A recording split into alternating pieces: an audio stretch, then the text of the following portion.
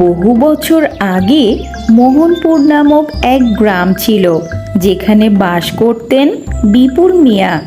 তার ছিল দুই সন্তান, বড় ছেলে মহেশ আর ছোট ছেলে রমেশ। মহেশ খুব পরিশ্রমী, বলতে গেলে বাড়ির সব কাজ সে করত। আর ছোট ছেলে রমেশ ছিল খুব অলস। তাকে কোনো কাজ দিলে আজ নয় কাল, কাল নয় পরশু, এভাবেই কাটিয়ে দিত। একদিন, কি রে রমেশ, তোর তো কিছুটা ঔষধি গাছ সম্পর্কে জ্ঞান আছে। বাবা হঠাৎ করেই অসুস্থ হয়ে পড়েছেন, তাকে ঔষধ বানিয়ে খাইয়ে দিস। আমার অনেক কাজ থাকে। ঠিক আছে ভাই, আমি একটা ব্যবস্থা করছি।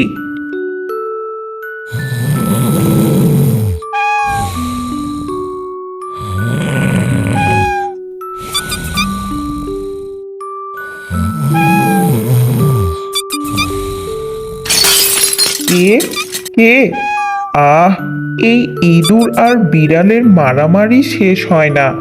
আমার আরামের ঘুমটা নষ্ট করে দিল। ভাইকে বলেছিলাম যে ইঁদুরের ঔষধটা দিয়ে দিতে, তাহলেই রোজ রোজ আমার ঘুমটা নষ্ট করবে না। আরে, ভাই তো বলেছিল বাবাকে ঔষধ খাইয়ে দিতে। থাক, আজ আর না উঠি, কাল দিয়ে দেব।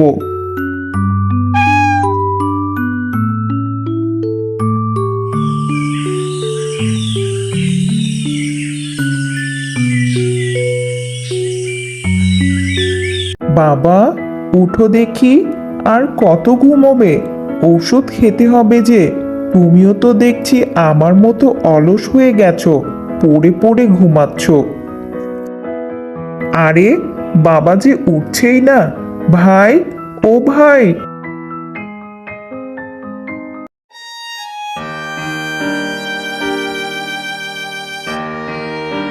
আজ তোর অলসতার জন্য আজ নয় কাল, কাল নয় পরশু করতে করতে বাবা মারাই গেলেন। তোর সাথে আমি আর থাকবই না। নিজেই নিজের কাজ করে নে, তা না হলে তুই ঠিক হবি না।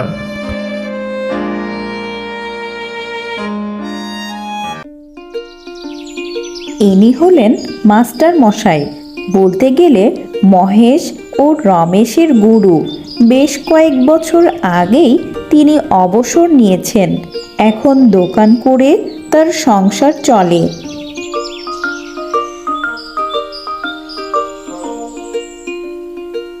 আরে মহেশ যে, তোমাকে এই পথে তো আগে দেখিনি।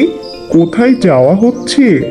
আসলে মাস্টার মশাই, আপনি তো রমেশকে ভালো করেই চেনেন। সে কেমন, তার অভ্যাস দিন দিন বিগড়ে যাচ্ছে। আজ তার জন্য বাবা বেঁচে নেই, তাই ভেবেছি অন্য গ্রামে গিয়ে একাই থাকবো। তবে যদি ওর অভ্যাসের পরিবর্তন হয়।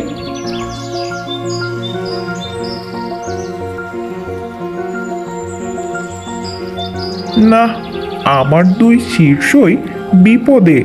একজনের কিছুই নেই, একা গিয়ে থাকছে, আর একজনের সম্পদ আছে তো পরিশ্রমই করে না, সব সময় কাজ থেকে পালিয়ে বেড়ায়। এভাবে চলতে থাকলে তো সমাজে টিকে থাকতে পারবে না। তাদের জন্য কিছু একটা করতেই হবে আমাকে।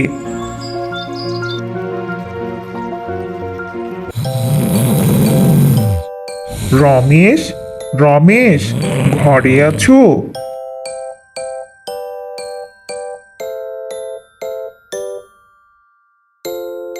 আরে, মাস্টার মশাই যে, বসুন বসুন। আসলে আমি কাজের জন্য শহরে যাচ্ছিলাম, 2 দিন পর ফিরবো। তো ভাবলাম আমার এই মূল্যবান পাথরটি তোমার কাছে রেখে যাই। এটি কিন্তু খুব মূল্যবান, বলতে গেলে জাদুর পাথরের মতো। আমি তৃতীয় দিন সকালে এসে এটিকে নিয়ে যাব। ঠিক আছে, আপনি নিশ্চিন্তে ফিরে আসুন।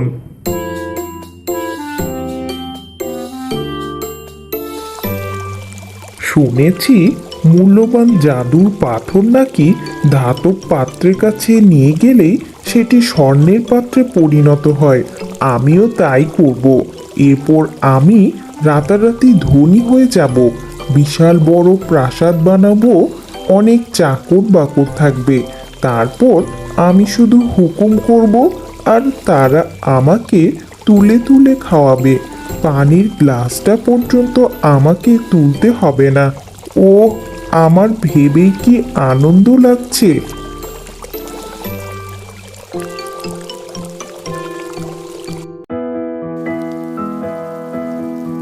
মহেশ, তোমার কাছে এক জরুরি দরকার ছিল।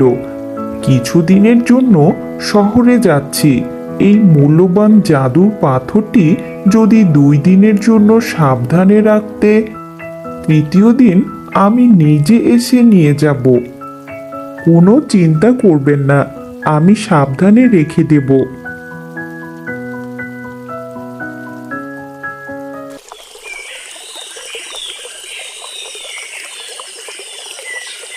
আজ আমার ধনী হওয়ার শেষ দিন।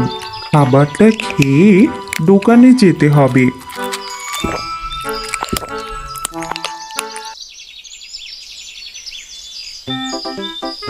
আমার তো আবার একটু খাওয়ার পর ঘুমানোর অভ্যাস আছে। এদিকে গাটাও ঝিমঝিম করছে, একটু ঘুমিয়েই নেই, এরপর দোকানে গেলেই হবে।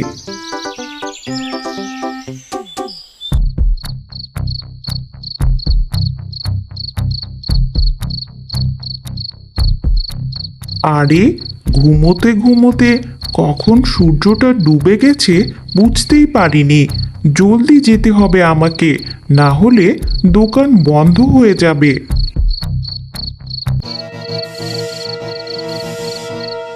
আরে ভাই, কোথায় যাচ্ছেন? আমার যে দোকান থেকে আসবাবপত্র নিতে হবে। দেখুন ভাই, এখন অনেক দেরি হয়ে গেছে।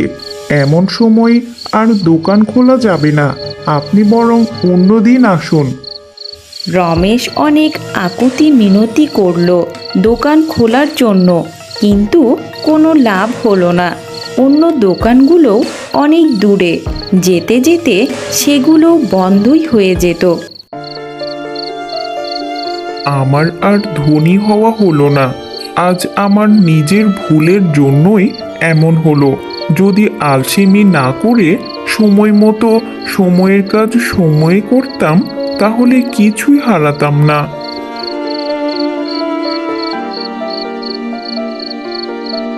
মাস্টার মশাই যেহেতু বলেছেন এটি মূল্যবান জাদুর পাথর, তাহলে তো এটা আমার অনেক কাজে আসতে পারে।